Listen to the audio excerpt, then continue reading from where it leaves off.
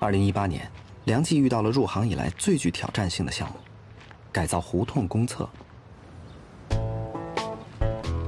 如今，北京的公廁數量超過2萬座，位列世界第一。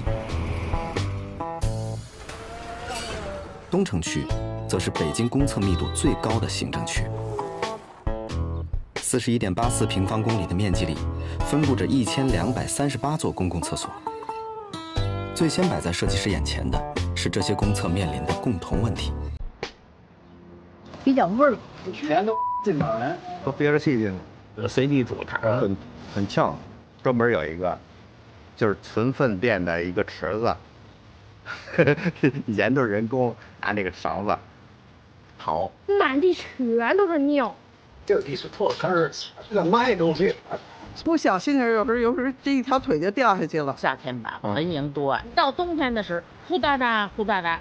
那水都不冲，脏了脏，反正该上也得上。一屁儿对于来往的路人而言，這僅僅是臨時使用幾分鐘或幾十分鐘的空間，而對於胡同居民來說，這卻是他們每天都要來的地兒。